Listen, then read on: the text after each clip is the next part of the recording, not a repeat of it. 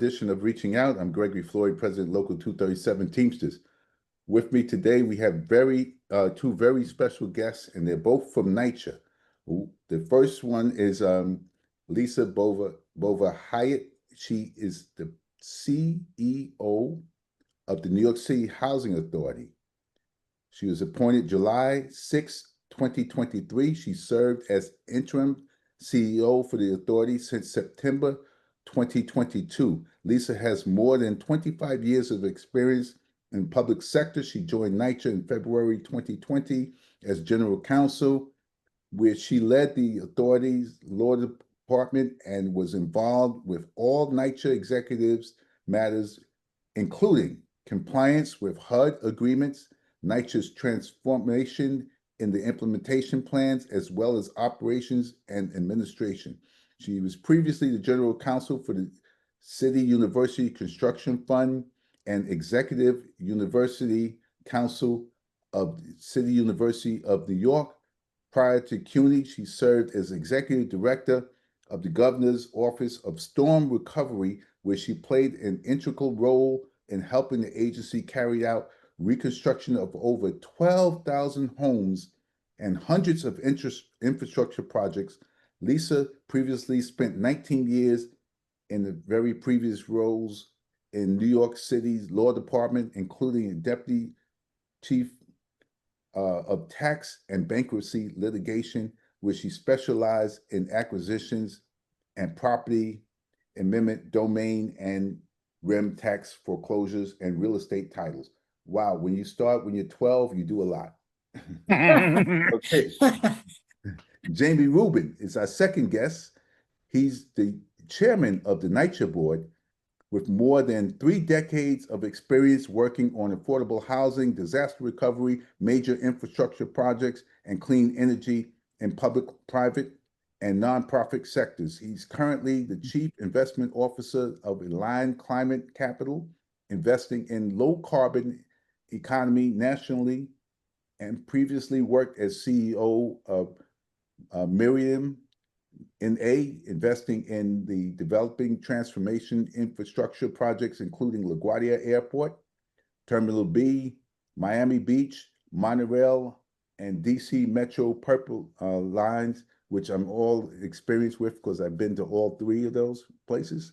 Mr. Rubin served for 5 years as a top official in New York State government, building and lending in the governor's office of storm recovery to assist homeowners, small business, while prioritizing long-term resiliency and environmental sustainability and safeguarding against fraud and abuse.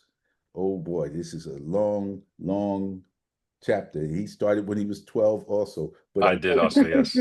I noticed that both of your careers are intertwined because you both work for the state, I would assume at the same time. So you know each other very well and you work together on various projects.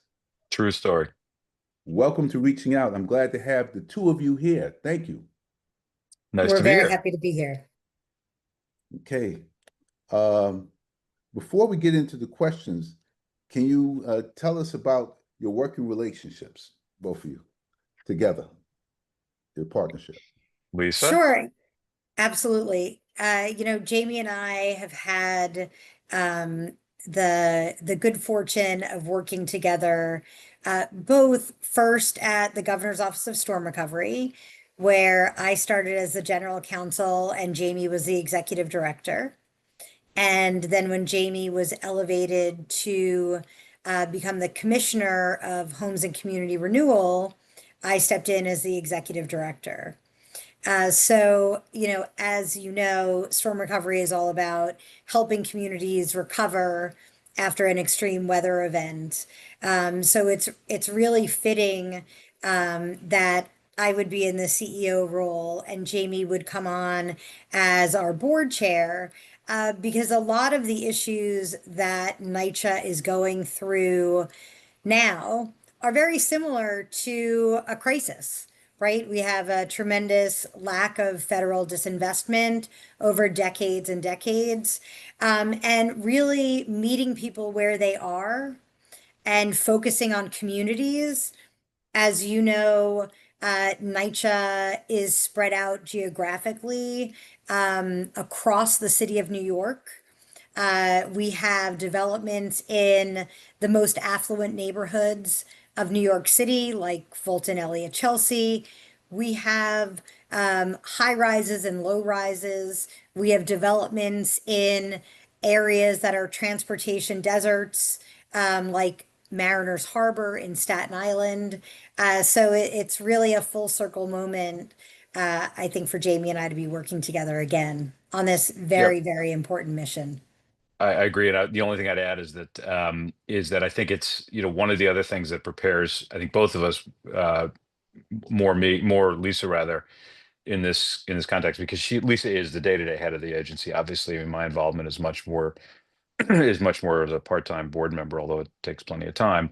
But when we were both of us at the storm recovery office for cumulative about 4 years, probably or more, after Hurricane Sandy, the scope of the devastation, particularly across Long Island and Staten Island and parts of Manhattan and Brooklyn, um, was intense. There were hundreds of thousands of people as well as people upstate who were impacted, and they were impatient to get help. We designed programs that put a lot of the emphasis on community engagement as we programmed out that $5 billion and spent an enormous amount of time in those communities working with the people that lived there because our view was they were the ones who knew best what they needed. So both Lisa and I have a lot of experience on the ground working with people to understand what they thought was the right role for government and government funding. And I think that's translated really well into the work at NYCHA, where the residents really are the first point of our emphasis. Now, prior to Hurricane Sandy, the area of Far Rockaway was just like it was just what it was, Far Rockaway. But Mhm. now you go out there and you see homes. I think I'm in Long Beach, California. I see surfing. They're selling surfboards. They have surfing lessons. I said, when did California come to Far Rockaway? It's amazing, isn't it? Yeah, yes, it is. Yes, it is. I mean, listen, it's a great, to be candid with you, I didn't have a ton of experience out in Far Rockaway myself before we had to go out there for Sandy. And it's a solid 2 hours away sometimes because it's kind of a transit desert, which is a problem.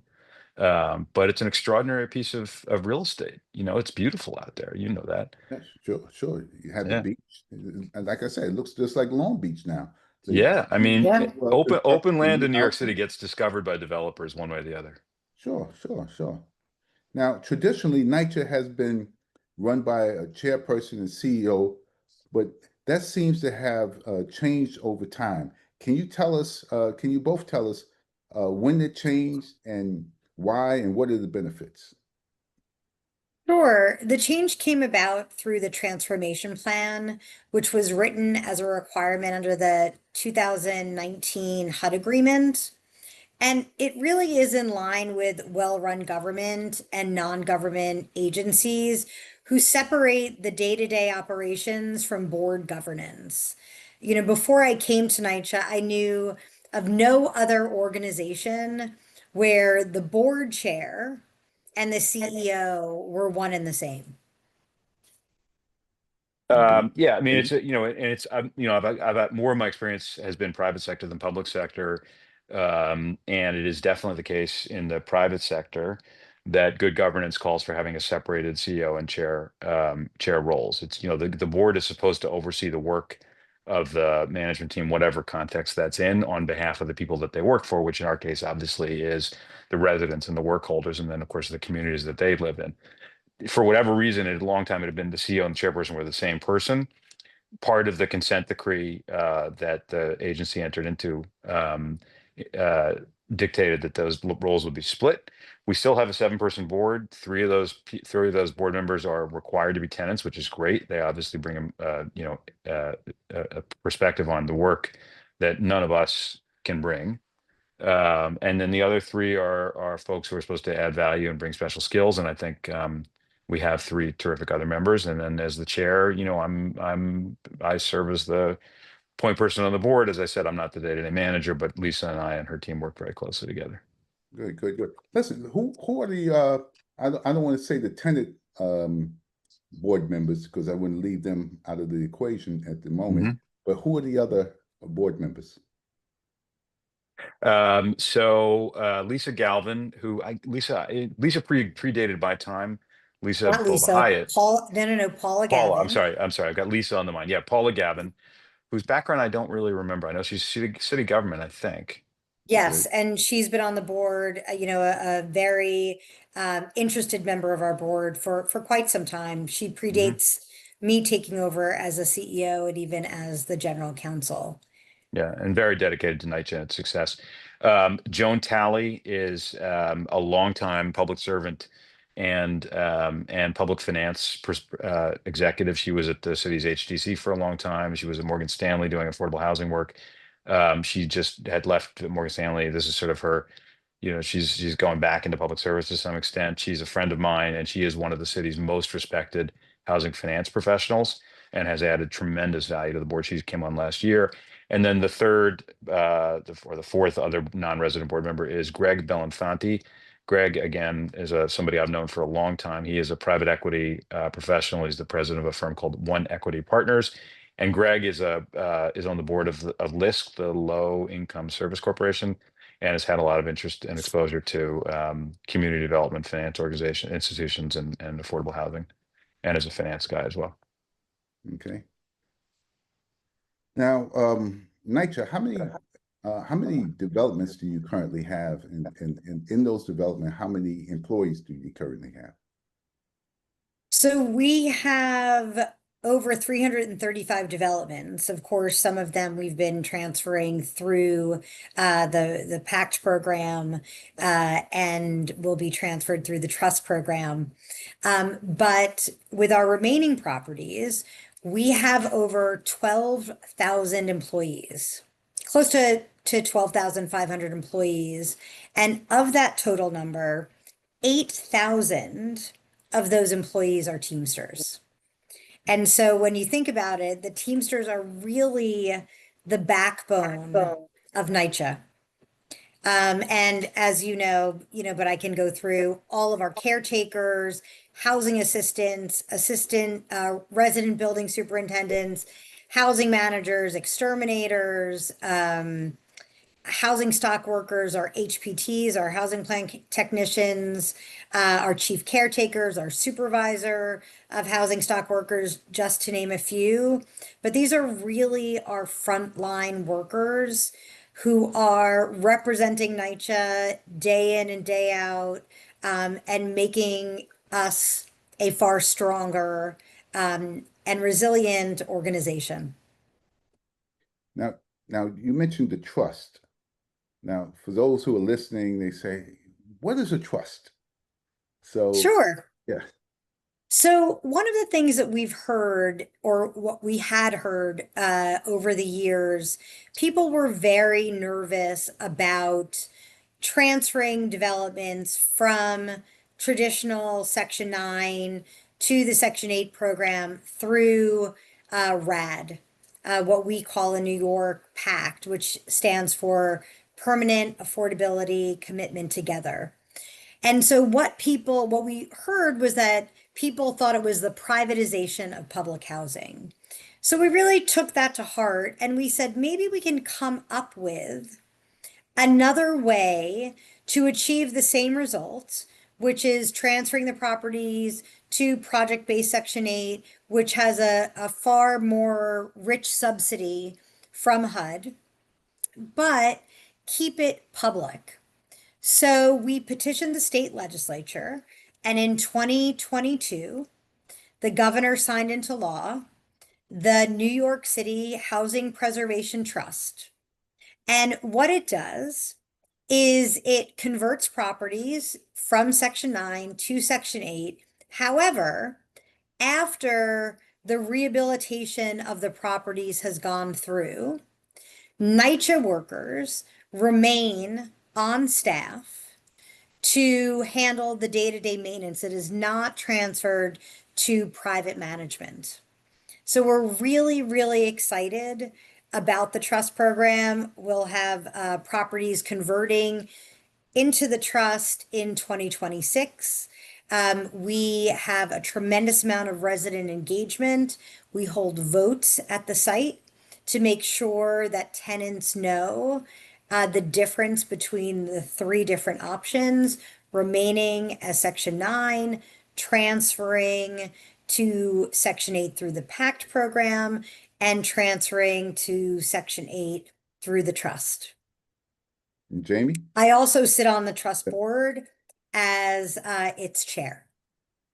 Yeah, I Jamie? mean, that's the trust. I mean, Lisa did a great job of explaining it. It's fairly complicated. You know, it is an alternative to the pact, or frankly to staying Section 9 and doing nothing.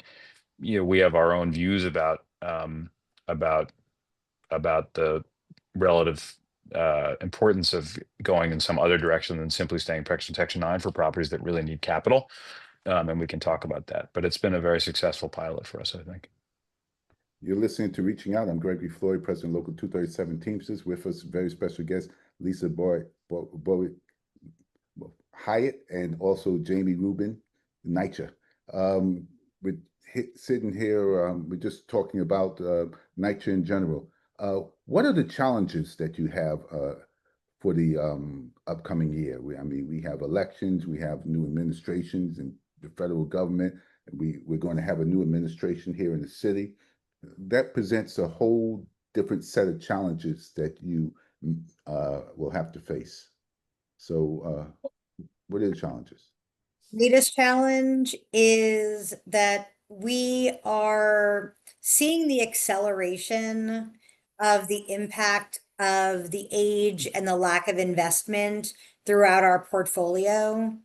You know, over the last few years, we had to relocate an entire senior building in the Bronx because we were not confident that we could provide heat through the entirety of the heating season. On the Lower East Side, we had residents in first houses who were relocated due to roofs that were in danger of collapse. And, you know, I can turn it over to Jamie to talk about our capital needs assessment, but we need approximately $80 billion in capital investment to bring our buildings up to a state of good repair. Yeah, And the I federal shutdown does not help that. does not help. I look, Lisa said it exactly right. Every several years, we do something called a physical needs assessment. It's an official review that we hire outside firms to do, engineering firms to do on a building by building basis, and tell us what would it cost if we had all the money today and could spend it all today. We don't have either of those things. What it would cost to get all of our buildings up to a state of good repair, and the number is $80 billion. The amazing thing is, that about 10 or 12 years ago, it was at something like $17 billion. We've had inflation since then. And despite the fact that we've put about 13 billion into the building since then, between inflation and just the accelerating process of disintegrating, systems and buildings and all that, it is at 80. The good news, and if it's good news, is that it's still at 80, even though last year we had another look at it and it was at 80. The fact that it isn't growing is actually a big victory and says a lot about the good work that the team here has done. But it is a huge problem, and unfortunately, although there periodically, there are some people raise hopes that we're going to get $40 billion from the federal government. I'm really not convinced that's ever going to happen. There certainly hasn't been any evidence of it. So we have to pursue every other means we can. As Lisa said, what we really need to not have happen ever is for a building to have to be vacated, hopefully before anything bad happens. We have too many residents and too many of your men and women whose lives would be at risk to have that even be a risk.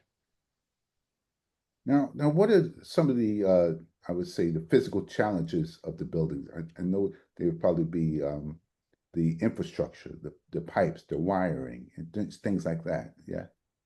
Yeah, I mean, when you think about it, our oldest building, First Houses, is going to celebrate its 90th anniversary in December. So we have buildings, and it's not like, people have consistently lived in our buildings for 90 years. I think the average age of our buildings is about 65 years, although we have some that are much older and some that were built more recently.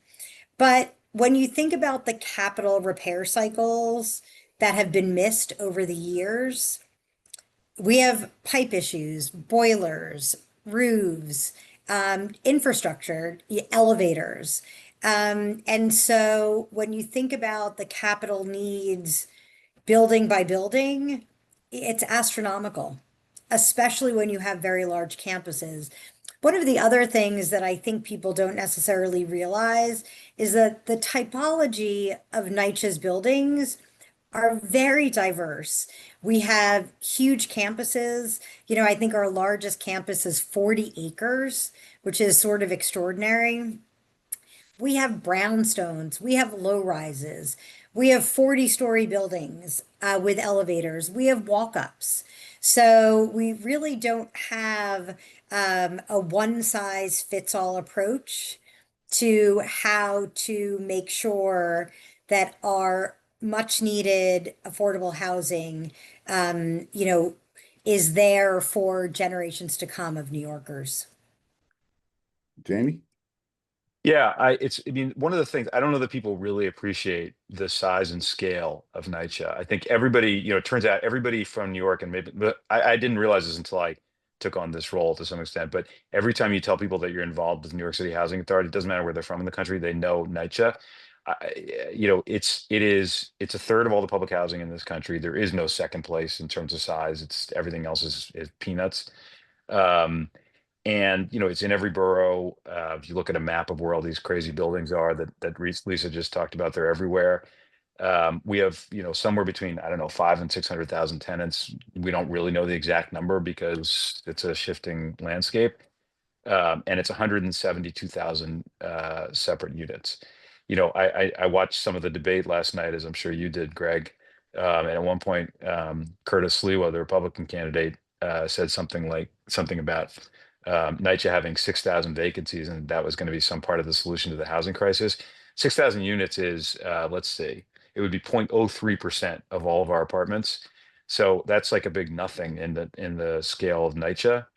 And the reason we have 6,000 vacancies, frankly, is because you have to have a few vacancies to move people in and out of if you need a place to put someone. And then the rest of them are probably just being fixed up. So we don't really have vacancies in this massive system. We're full up, despite the size of it. NYCHA is kind of the pillar of New York's affordable housing, and doesn't really get recognized as that. I think And just I'm sorry to interrupt, just to jump on what Jamie said, we made the commitment a couple of years ago that every time an apartment was going to be turned over, we would go in and make sure it was environmentally safe. So that's remediating lead, checking for asbestos, and making sure that it's mold safe. And that takes time. yeah, I think what his reference was, Curtis Lee was reference, and I'm not him, and I'm not speaking for him. That's okay. There was a report that was Yeah. created by the controller at the time, Scott Stringer. Yep. And there was the allegations of NYCHA warehousing buildings, but that report was at least 10 to 12 years ago. So those figures don't Right. correspond to today. So I believe if you're not familiar with NYCHA, you remember the report from 12 years ago. You can't make 12 years ago now because things have changed, and yeah, that's what I think he was doing. At the time, you had a lot of vacancies. You needed to have places repaired, and our suggestion was, why don't you, instead of sending families to the hotels for $4,000, $5,000 a month, rehab the apartments in NYCHA and send the families to NYCHA. This way they have permanent residence, and then you could pay a fraction of that rent toward NYCHA and help NYCHA, but that never got off the ground. Because, yeah. No, I got it. Yeah, and you're right. It's a long time ago. You're right. It's a long time ago. But the fact is, first of all, it's not many. We don't have many vacancies, and as Lisa said, there really aren't real vacancies. Right. The fact is, what we have in this city is we've got a housing crisis, And you know, the worst thing that would happen to the city is for NYCHA not to be given the resources that it needs to rebuild the buildings and have folks who live in NYCHA start, pouring into the limited amount of affordable housing we have and exacerbate what is already a terrible crisis, which is, by the way, the ballot questions that are coming out in November are, I think, a critical piece of solving that crisis. The work that this mayor and other mayors, frankly, have done. This mayor, for whatever you may think of him, has been a very good housing mayor, has supported NYCHA. The mayoral candidates now have also, they support NYCHA, or I know two of them have at least. If NYCHA isn't safe and sound, and Lisa's team isn't given the resources that they need to keep NYCHA going, the Teamsters have a problem, and our residents have a problem, and the city of New York has a problem. Yeah, because you think you have a housing crisis now, you put 600,000 people out in the street, and then you have a catastrophe. So yeah, that's for sure. Yeah, so you make your problem worse. Yep, that is correct. 100%. Any last words? Because we have 1 minute left. You know what? I would just say that I am very hopeful for NYCHA's future. I know that Jamie is.